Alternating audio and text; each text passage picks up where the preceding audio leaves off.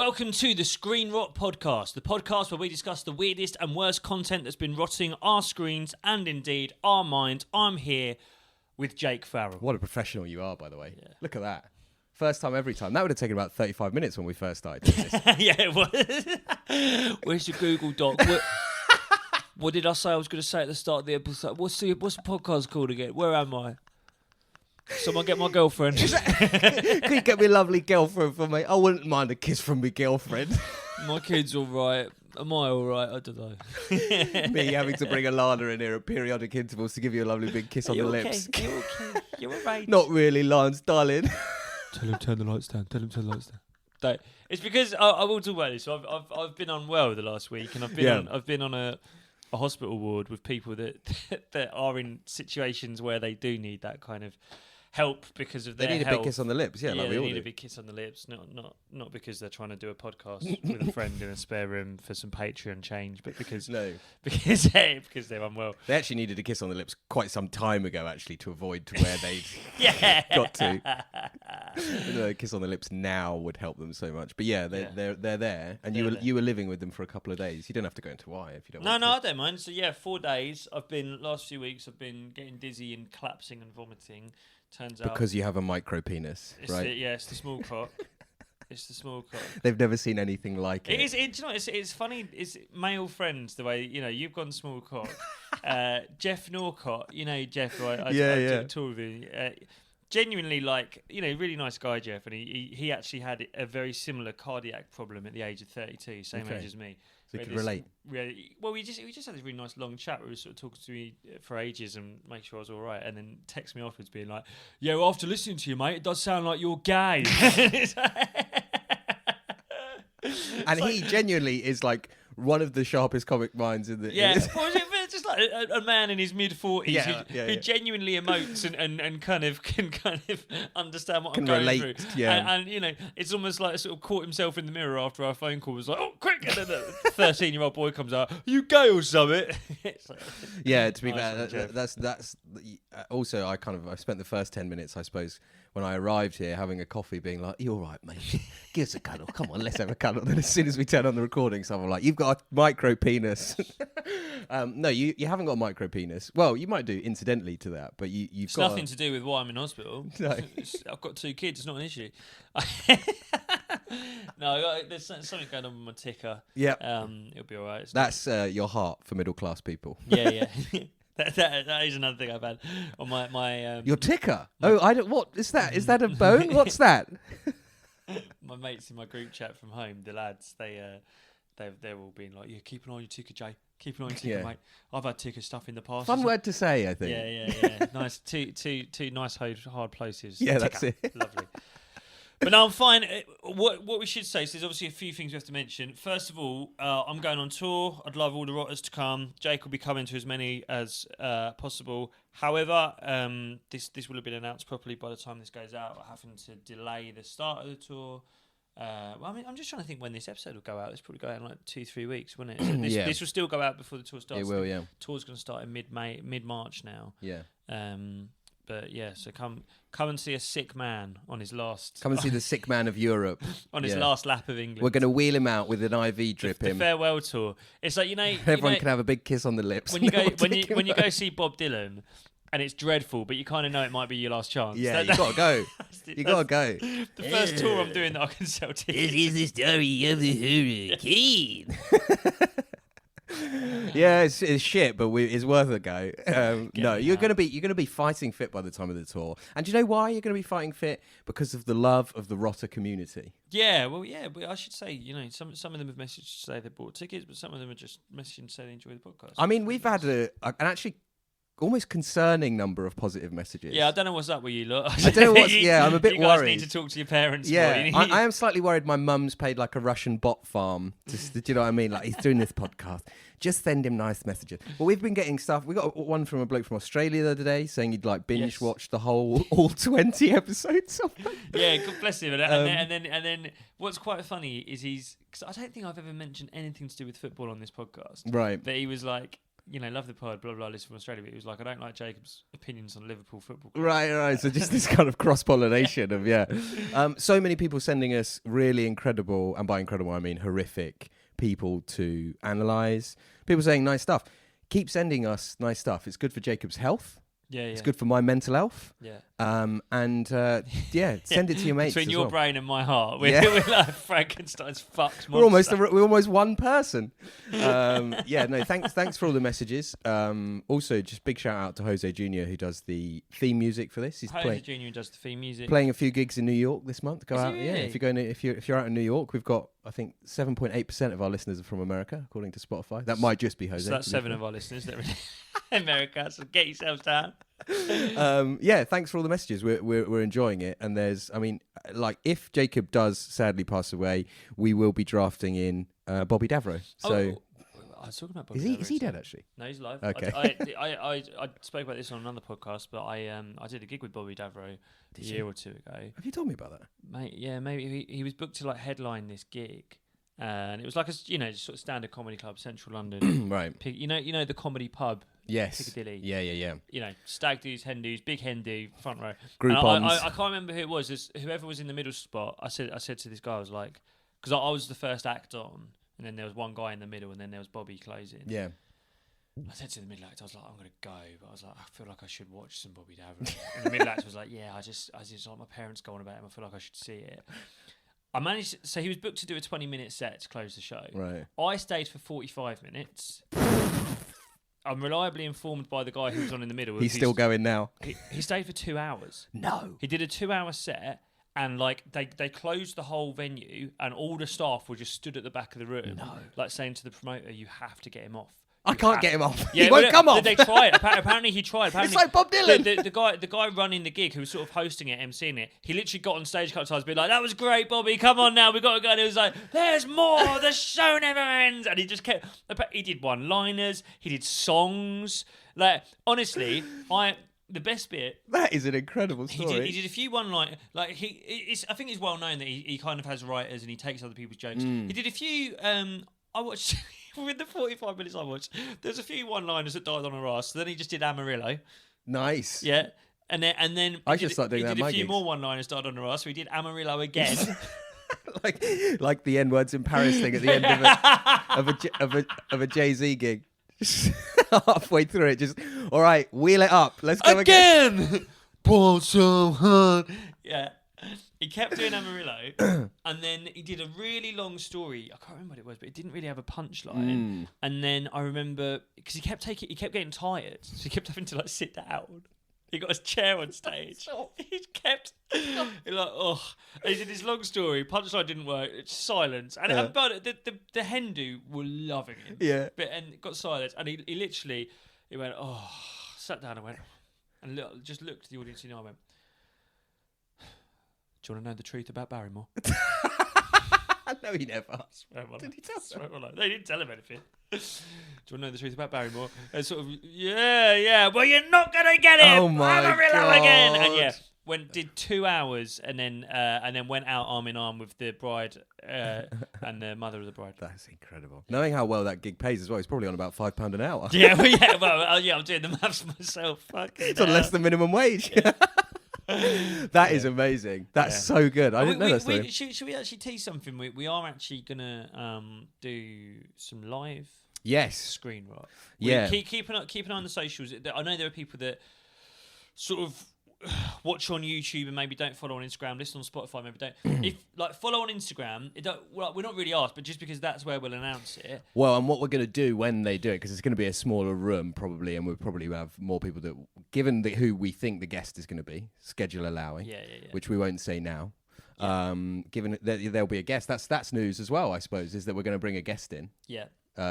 Like bringing a kind of polyamorous thing into our relationship, into our podcasting relationship, to spice things up. So essentially what it's going to be, it'll be, I think we can say it's going to be in London, can't we? It's going to be a comedy club in London, and it'll be a kind of live version of the show where we have a guest come on who, we won't say who it is, but they will kind of do an episode. They'll bring someone with them, they'll bring some clips, and we'll do it like that. So keep an eye on the Instagram. We'll announce it on there. And what we're trying to, and what I think we were trying to do, like you say, because of the rotters and because of the good messages and because people are so into it and messaging us all the time. We'll try and work out a way that if you follow us on Instagram, you get early access to a link or something like that. Yeah, because We might be able to do that. I think. We don't want to say who it is, but the comedy club's mailing list will sell out when the guest is Exactly, announced. So we'll try and get all of our lot in there beforehand if we can. Get all of the mad rotters in there, face to face. The problem is drooling. I love them. I love the rotters. But if this guest walks through the door and sees our lot, they're out the door again. Yeah, someone's agent will be getting fired after they walk in and see that. And people are shouting. People have all got their electro bongs with them. Yeah, I'll be selling electro bongs and refills at the back of the room. Heart-friendly electro bongs. We'll have a representative from Dents. We should mention Dents, the people that are keeping this fringe on my forehead. There'll be a representative from Dents just massaging chemicals into the foreheads of the rotters at the back of the room. Yeah. What about the women? There aren't any. There aren't any. We should get on to this week's episode. Let's do it. So this week, I feel like the last three that we've done before this has come out will have been Mashtag Brady, yes, Pete BOC, yes, and Bevo. Yeah. Now those three, how to phrase it? They're nuts. They're weird. Very TikTok. Very TikTok. And they're all very. I kind of want to say they're very DIY. Yes. They're all a bit trashy in their own ways, a bit kind of dirty. This guy's. There feels like there's more of the machine behind this guy. He's more of an Instagram. Yeah. And there's a bit more Twitter mechanism behind him. Is he Twitter as well? Yeah, Twitter as well, yeah. And he does come from a large company that do food content. Yeah. Do you want to say any more? This person is Willy Cook. What Willy Cook?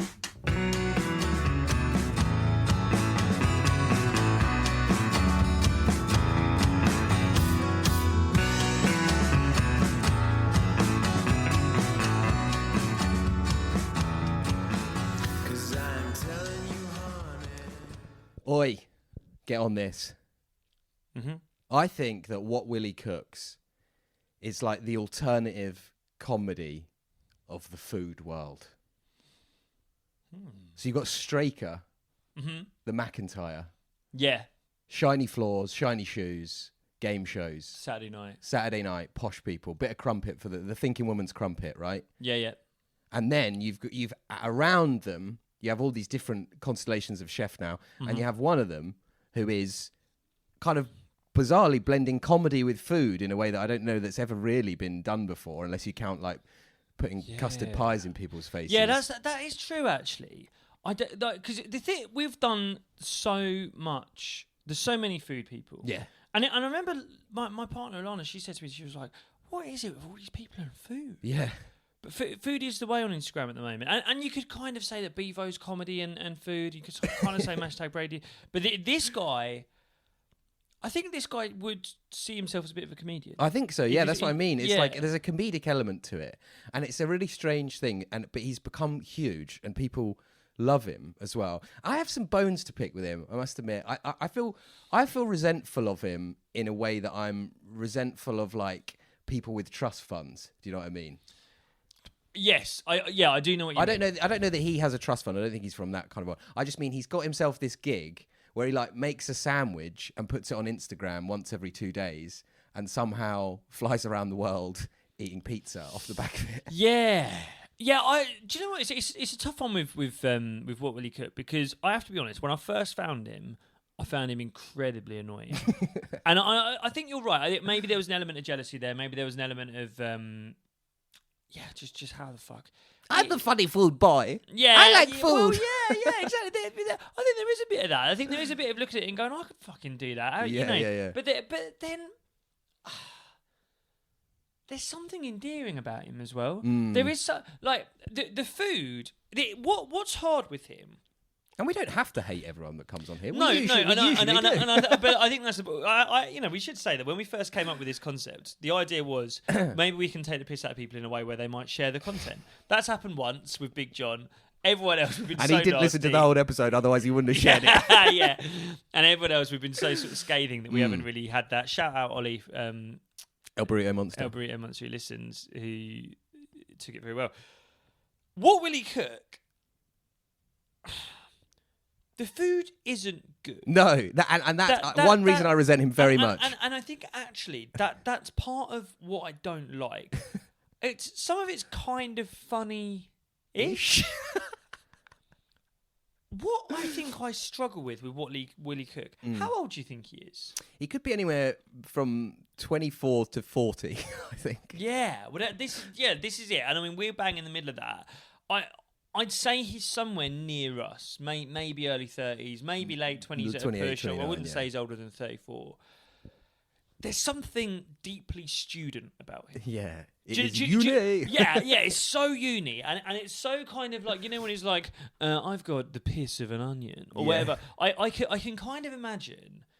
I think what I find uncomfortable with him is like when you're at uni and you're in halls, you've got a shared kitchen. And a lot of the time, I think that was the most awkward bit. Yeah. Because it's like, that wasn't a space you ever chose to go in with someone. No. But you'd go in and fuck knows who's in there. Yeah. And you can't just walk out because you got to cook dinner. Yeah, you've got to make your pesto pasta. Yeah, exactly, right. So and you go in and I was like, it's Willy. And I can just picture Willy being in there in a £200 Carhartt or Patagonia and going, I'm just going to make some tomato jizz and a little bit of cheddar chars on top. Knock, knock, cumin. Yeah, exactly. And I knock, knock, fuck off. Yeah, exactly. Yeah, and exactly that. I get these kind of like Vietnam flashbacks to being a student and kind of not finding it funny, but kind of having it put upon me and having to go like, Yeah. Do you know what I mean? That I feel cornered I feel cornered by what Willy cooks. And this kind of chimes with something else that I've been realizing recently is when you're at that age, your language is like so dense with like little mannerisms and Brentisms and his is right. Like every single word is like, I took the jizz of a bee and put it with some knock knock cumin and some spicy pap paps or whatever. Yeah. And like that, there's another guy on the internet at the moment that's really like that as well. Are you aware of the hardest geezer? Yeah. The Russ Cook, who's running. So he's running around Africa. It's completely mental. I've been quite into it. I've been watching it quite a lot. Him and his mates, they're like actually 24, 25. Yeah. They cannot say a sentence without doing a little catchphrase. Yeah, a little catchphrase, or it's like doing a slightly posh voice to be funny. Yeah, exactly. Hello. Like it's like that's all right, mate. Yeah, it's almost a bit kind of.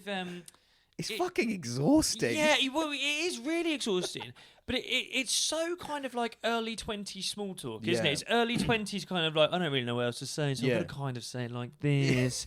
And it's the humour. It's a bit Life of Brian. Is it? Yeah, do you know I guess what I mean? Maybe that's where it stems from originally. It's kind of that kind of British humour. Yeah, and there is an overlap between the kind of working class, or I guess Russ Cook's probably working. Yeah, working class kind of like lad chat, being like, oh, mate, the hardest geezer, mate. Oh, mate, like all of that stuff. And the kind of very self-satisfied Oxbridge Life of Brian, like, I'm doing a bloody silly work. Yeah, and I think the problem with this is it feels like somewhere in the middle.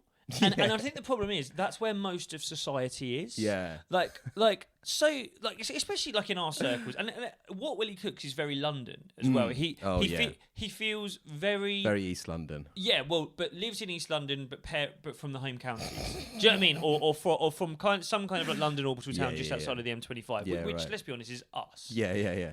And it's so kind of like, you know, I'm not really middle class, but I'm not really upper class either. You wouldn't really call me working class. I'm kind of nothing. And it's that kind of like, I can't tell what makes me so uncomfortable about it. Whether it's because I've encountered it so much, whether it terrifyingly reminds me of me. There's a bit of that maybe. Yeah. That you look into the void and the void looks back at you. Yeah. And then also I think it holds up a kind of mirror to myself in the sense that like, but he's just fine, isn't he? Yeah. There's nothing wrong with him. He's just fine. And it's like, why am I thinking about him? But like, so for people, I'd imagine people are aware of him if you're listening to this. Yeah, so sorry. We've done 9 minutes psychoanalyzing ourselves without telling you who the fuck we're talking about. Like the Life of Brian.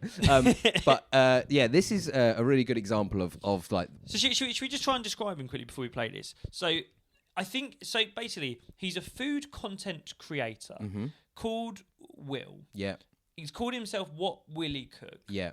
It's all very self-referential and ironic. And it's the way he does food content. It's not. He doesn't review. He's cooking. Cooking. He is a cook of some. But then what he cooks is so like student and basic that you'd have no idea if he was trained at all. But it's kind of like he's not apologising for that. Make at home. And his little tagline is kind of recipes, not stress-recipes. Yeah, and he sense. used to work at a place called Mob. Oh, is that where he got big? Yeah, which is like a big kind of food content hub. And then he's done his own thing. And his, as you say, his niche is he shows you how to cook things, but he does funny little words and phrases. Yeah. And I want to talk about. So let's watch this. But I want to talk specifically about the words and phrases in one sec. But this is this is not really old school when he first started. But this is kind of a bit a couple of years ago. What Willy Cook.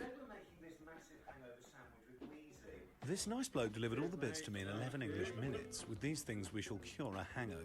Firstly, a simple guacamole with lime and fresh coriander. Just the yolky parts of some free rangers. Mayo, spreadable greenery, prosciutto from the deli, fresh fat tomatoes, a trio of golden yolky suns, Leicester but red, hot sauce and a flurry of crunchy crispies. A proper whopper. I didn't even have to experience the general public to create.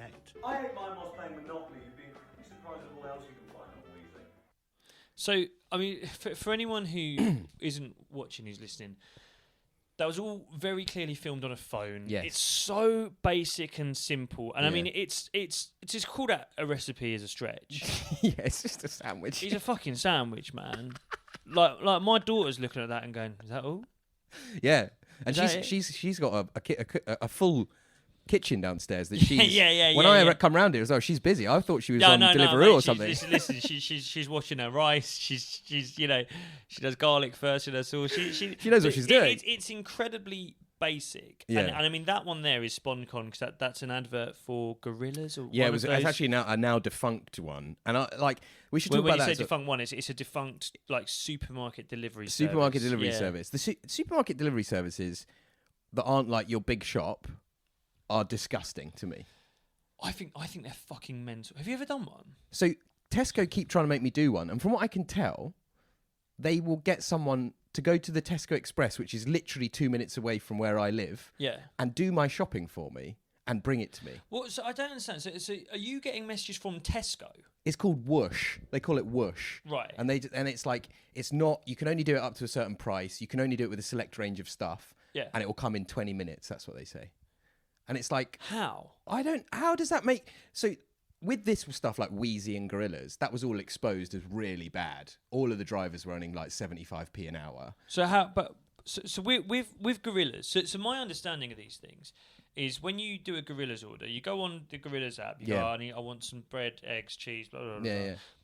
And then the Gorillas guy, so this guy on a bike, goes to the shop and finds it? I think it used to be that they did the shopping for you. They now have deals with the supermarkets where a supermarket employee will pack it up and goes around making up Gorillas bags. But ultimately, it's like, I mean, it doesn't make economic sense because it costs more than that in labour the time it takes to do it. It's insanity. It's crazy. But him and Straker were all over this shit, and it was just like this kind of really gross thing of like, he's making a fucking prosciutto sandwich and he's making a gig economy worker like do his shopping for him and trying to get like affiliate links for everyone to do that. Because it sort of started in lockdown where you kind of go, well, fair enough. There are some people who can't go to the shop because it's unsafe. Yeah, and if you want your big shop done, if you're a family of 5, you don't want to go taking like but the drivers get paid appropriately for that service. Yeah. Whereas the people that do Wheezies or whatever, they fucking don't. But Willy needs to have his big prosciutto sandwich or whatever. It's completely insane. So that's bad. First, the bad thing on the list. The second bad thing.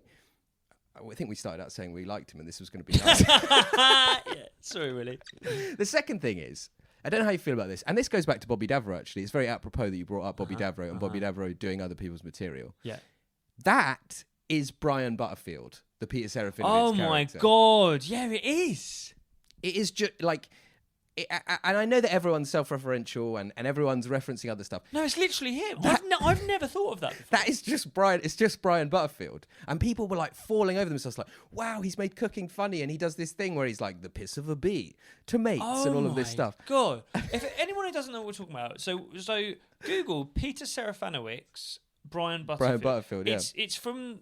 Did Peter Serafinowicz have a he had a sketch show on BBC, yeah. This must have been 15, 20 years ago. Yeah, and Brian Butterfield he's now started doing character shows as Brian Butterfield again. Live, yeah. But the Brian Butterfield sketch would be like the Brian Butterfield diet, and he'd be like, here's the list of foods you could eat. And it would be like, hoisin crispy owl, bonbons, and stuff like that. And it's like that. Oh my God, that is what he's doing. Yeah. It's kind of...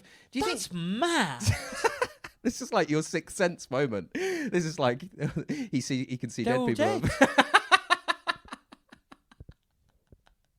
How does that make you feel now? Do you want I to feel like I'm revise? back on the hospital ward.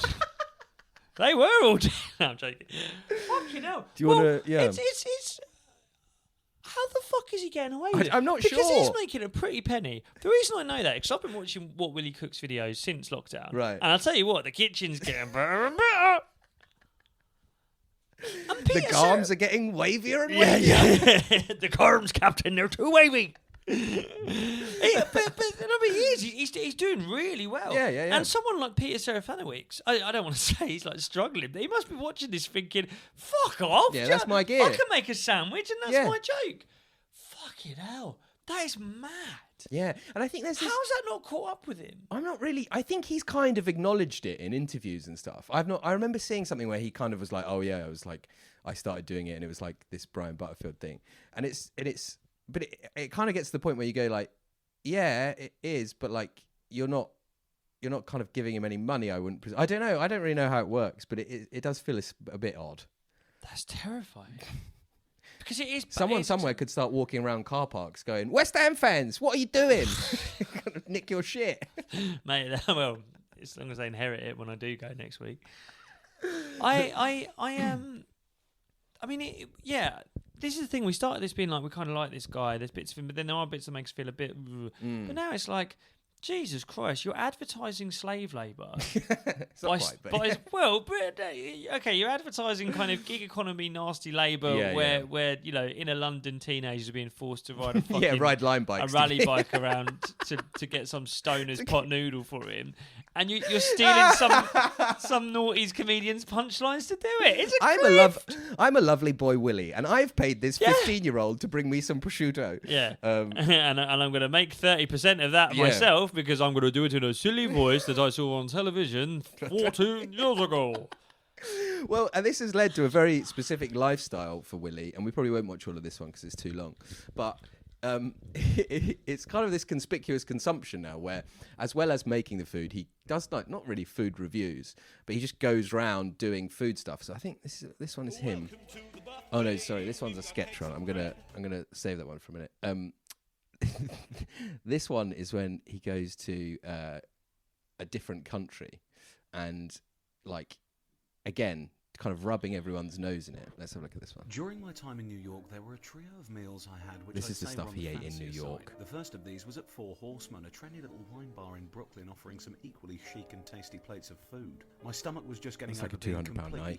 So we only had a few bits, including this monkfish liver with dashi and horseradish, a fantastic egg mayo dish with. So this is pretty kind of standard lifestyle content, right? This lovely crab, and for me the star of the show was tuna with sesame and brown butter, which had the sort of flavour and texture of sesame prawn toast, but with tuna instead of toast. Just round the corner from the Ghostbusters HQ is one of my favourite. So he's on holiday with his missus, and he's just like getting paid effectively to eat all this shit. Hard not to smash an entire baguette before dinner, but you must save room for smoky trout beignets. He's wearing a hat This inside. anchovy Don't salad like with that. bitter leaves was phenomenal and contained surprise cheese. A chicken roasted on a slice And still of with the baguette Brian to soak up Butterfield the thing immense going on, flavours. isn't it? Served with the best mash that you may ever have, and of course a tartare with frites, the perfect way to consume the forbidden spud dip. This chocolate mousse changed dressed my like a life. kind of Frenchette, graphic you have designer my heart, from and you've given me Tokyo. gout. The final foray into fancy was a trip to sushi. Now, and this ramen. restaurant I is never like- experienced omakase that's like a before, grand but once for I this. clocked the Darth Maul chopsticks, I knew things would be good. This absolute wizard prepped everything in front of us. 18 courses of fresh fish mayhem. It was fish 18 poetry courses in of motion. fresh I've not had an eating experience like it before. Every mouthful was nothing short of perfect. The He's journey videoed home the that whole night was thing. full of sushi. Absolute and piece joy. of misses, of course. So that's just like a real window for me into. Now, people follow this stuff vicariously, right? And that's fine. And they're kind of, everyone's like, in a way, you follow someone that's really good in the gym, and you're vicariously being like, I wish I could do that, or It's fantasy stuff. It's fantasy stuff. But there is something where it's like, on the one hand, can you be our kind of silly Brian Butterfield mate? And can you be like, I'm going to spend £3,000 on a meal. Fuck you all. Yeah, exactly. I mean, this is it. Recipes, not stress-apes. I mean, you're not stressing when you're eating that fucking restaurant. I don't think you stress that much, mate. I make silly stuff with chips and bad bread, apart from when I go to the best sushi restaurant on earth. Yeah. Jesus Christ, sometimes it's nice to just wear a silly hat and go to a better restaurant than you'll go to on your honeymoon, Jacob Hawley. I mean, it's just crazy. And the thing is, I don't know where they get this from. Like, how does he afford that? What's paying for that? I mean, the SponCon with Wheezy's, presumably. How the fuck are they? How much are they paying? I don't know. More like he's got so many followers, and I just think that you lose some of the endearing quality. He seems like a nice bloke. He seems like an endearing bloke. Yeah. It's very difficult to be endearing, I think, and nice, but he's somehow trying to tread that line when you are. And that, by the way, is one part of his holiday in New York. Well, that is one of 3 parts of his holiday in New York. The rest should be spent in a fucking hostel. Do you know what I mean? In a dorm room. Yeah, eating tinned spam and crying. Jeez, Louis. But this is the thing: is I really feel like his target market is so clearly defined of kind of like students or kind of post-grads. Yeah, that's the vibe for me anyway. Like they're kind of like, hey, you know, you and the boys just been on a long night at Inferno's in Clapham. Yeah. But next morning, wake up and have some loaded nachos. Yeah, well, yeah, or you use the Gorillas app to spend 20 quid on a sandwich you don't eat. Do you know what I mean? You'll pay for it at some point down the line. Whereas like this, who does this inform? And he spends money like he's spending his student loan. Do you know what I mean? Exactly. You almost expect him at the end of that to be like, if I carry on like this, I'm gonna have to sell the Xbox. So it's just a very strange thing. And what is their life? I know, it's really weird. Like, is there? I honestly, I want to like grab these people and be like, tell me the secret. Tell me the secret. What is there? Someone behind this? Message me the word gold. Yeah. But it's like you're not. This is honestly. You know, we did Dan Bennett. You know, sorted that guy. And he does this thing of like, if you want to live a stress-free life, drive Lamborghini, go out with 10 out of 10 birds, text me the word go. I'm not tempted. If he just went, if you want to live like what Willy Cooks, take a few pictures of your dinner and go on holiday to New York and have the best sushi of your life, text, I'd be like, go, Dan, go. I want to be Willy Cooks. And I think that is why I'm resentful of him. And Envy. I'm envious because if I like you say, Lua makes better sandwiches than he does, and he's going to New York off the back of it. He's going to Copenhagen off the back of it. In one of the videos for New York, he has to drink a bottle of Pepto-Bismol because his stomach's so fucked from eating all the fish that he needs to go to another restaurant.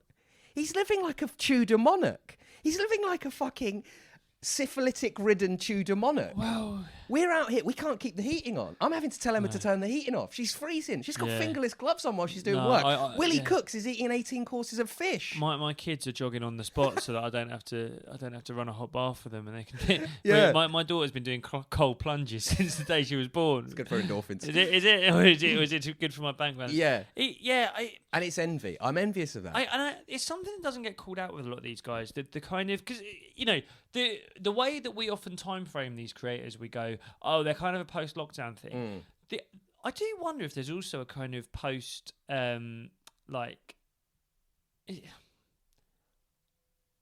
is part of the reason that people like him go so big, and Todd, these guys who live in a way we can't really afford, we look at them in a kind of, if only way, and we, as you say, you live vicariously through the way that they eat. Like, how much of it is down to the fact that it's coming at such a time of economic collapse when everyone's so skinned? Yeah. Do you know what I mean? I think that is it a cost of living thing? I think it's slightly a function of that, because it's like everyone wants to think of themselves as the tasteful Patagonia Norse projects wearing, living in Hackney. I make ship nachos at home, but I know what good sushi is. That's what people like to think they are. And also, people can't do that. They couldn't afford to make the sandwich that he makes himself at home, let alone go to these 18-course sushi restaurants. So he's not, in a way, he's not the problem. He's just like a symptom. Like I don't resent him for having a lovely life. Well, no. I do. I've said that on many occasions. But I don't resent him for being like, well, if people are going to pay me to do this, I'm going to fucking do it. The Brian Butterfield thing though, that makes it insidious to me. Right. Like if you've just got a kind of, I don't want to say naturally born talent, because the example I was about to use was Bevo. If you're one of the greatest performers of your generation, if you've just got something that God gave you, teeth. God didn't give him any fucking half a set of teeth. Yeah. But I think with someone like Mashtag Brady, for example. And by the way, anyone who listens to that episode, I actually feel like I was harsh on Mashtag now. Oh, do you? A little bit, yeah. Because, for a couple I'd be of careful, reasons. because it feels like Mashtag in between us recording it and that episode dropping could have killed people. Yeah, well, I was actually hard on the bloke that bombed the Houses of I will Parliament. say he was accused of some really bad stuff by an ex. Yeah, one of the wrotters mentioned that. Right. I don't want to have to say but after that. But he Mashtag has got Mashtag's not copying anything. no. Like that is Mashtag. It's authentic In all its Mashtag. glory. Whether you like it or not, whether it's good or bad, that's Mashtag. Yeah. He came up with that, and he's travelling around the world off the back of that. And actually, I will say a bit of intel.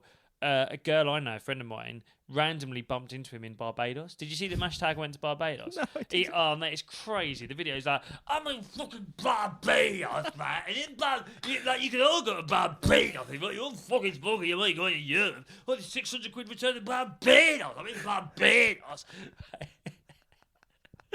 And then suddenly, he was like, I just met some fucking people in Barbados, man, in Barbados. And back of the phone, I'm like, that's Holly Jones. I messaged my mate Holly. I was like, are you in Barbados? I was like, are you in Barbados with Mashtag Brady? She was like, yeah, LOL. And I was like, what the fuck? I was like, what happened? I think she was there with her boyfriend or something. She just randomly bumped into him and just followed him around for a couple of days. And with the same like perverse curiosity that I would. Yeah. Like if I was on holiday of a fucking lifetime and I just saw someone go Barbados, I'm like, I need to know what's going on here. If I saw what Willy Cook, like if I got to New York, if you know, a big job comes in, I make a load of money, and I say to Alana, I'm like, right, the honeymoon, you know, don't worry about roads. We're going to New York. Yeah. Mum and Dad are taking the kids.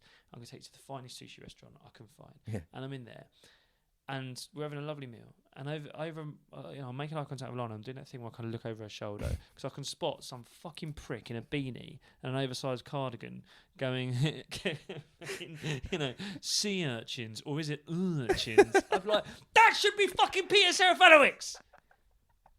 Go back to Camberwell, send Peter Serafinowicz, because it should be. Yeah. He should be reaping the rewards. At least Mashtag came up with Barbados. That's him. That should be Peter Serafinowicz. Like, genuinely. And the fucking heartbreaking thing about this is if Peter Serafinowicz, right, had you know, fucking, like, an aneurysm and walked into, you know, I'm sure he's got the phone numbers of all the commissioners at Channel 4. I went into Channel 4 and went, all right, guys, I'm going to start doing, like, food videos. Yeah, I'm into food now. Yeah, I'm going to, like, I'll teach people how to make sandwiches when they're hungover, and I'll sort of do all my catchphrases, you know, bombs, you know, I'll do all that. And then you know, we'll make a bit of money out of it. There will be, like, recipes. There'll be, like, no stress recipes. We'll call something like that. And you know, like, the trip, we'll sort of do that, but I'll go to New York. I could take the missus, and, you know, just low-fi, cheap. They'd be like, get the fuck out. Yeah. Get the fuck out. They would call the Whittington, and they would say, Peter Serafinowicz has gone mad. Yeah. They'd be like, Jesus Christ, Peter, is it divorce, is it? Or has the mortgage gone up? Why are you in He'd be on trigonometry the week after. Out of here, boy. Out of here, boy. Go and get yourself some right-wing beliefs and go and chat to Constantine pissing. Venezuela. When the originator wouldn't be able to get this off the ground, and yet the copycat... I'm sorry, I can't move past that, the fact that he's nicked it off Peter Serafinowicz. Yeah. I can see it's really upset you. It's upset me, and it's... I didn't mean to upset you. But the thing is... Again, I'm about to go down somewhere where I don't want to go. It's not because I'm going to say something controversial, but, like, is he the thinking man's Bevo? Aren't we all? No, I'm serious, though. Right. Is he not just like the Goldsmiths educated Bevo? Like deep down, what's the difference? He's the Acme Studios Bevo. Like when he goes, hey, I'm a bit hungover, and I'm sure you are too when you spend £200 on cocktails the night before, I'm going to make a bloody sandwich. What's the difference between that and dinner? Big up the Asians. But then, like, that's funny. Yeah, and he didn't have to rinse it off Peter Serafinowicz. I don't know, man. There's something about this. Because the next video, the last video we'll do just before we finish, is it kind of reflects on this because it's some comedy that he's tried to do. It's a comedy song. But because I guess this is my thing, man. So, sorry to go on, but like, he's trying so hard, and it's not the innate charm of a Bevo or a Mashtag, and I can't believe I'm saying innate charm in the same sentence as Mashtag. But it's a curated thing, but it's not even your curated thing. And it's that like detached, aloof irony of That's it. Aloof irony. Yeah, you've put the nail on the head. That's it. That's what I don't like. Yeah, it's the aloof irony. It's like, imagine if I actually spoke like yeah. And this is let's just watch. And this might just end us on a down note. I don't like to do this, but I don't think you're going to enjoy this. And this, I think, is why he's copying Brian Butterfield, because this is his own gear. Welcome to the buffet. We've got cakes and bread. So it's a kind of ironic parody song about buffets.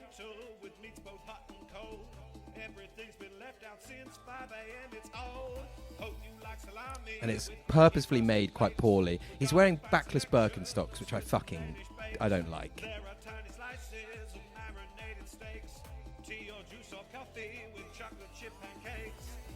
Das ist monumental, breakfast continental. I need to be gentle, make breakfast continental. This isn't good for the ticker, is it? I think that might be enough of that. Like, again, this kind of dance, like, kind of so aware of trends, so aware of what techno is, so aware of being able to be parodic with techno. I just find it very studied, and in the way that I definitely was up until I was about 30, when I got old and I just wanted to hang around with my missus and watch the telly. I was just so conscious of what people thought of me that I was almost paralysed. Like, my language and the way I behaved and that I wore was so like, and in a way, like I say, he's an endearing bloke. He's just trying to make his way in the world, and he's stolen someone's idea to do it. But that's what it is, and I think that's why it makes me feel uncomfortable. That poor fucker in the background's had to watch this video. It's exactly that. It's that kind of hyper aware. I'm too cool for school. Yeah. But it's also like this is shit. like for all the kind like I agree with everything you've just said, which is also like and it's so you're so right, and it's so like you've honestly, I can't articulate how I feel about him in the way you have, and you've articulated exactly how I feel. But then it's also I also just think underneath it was like, this is shit. What are we doing?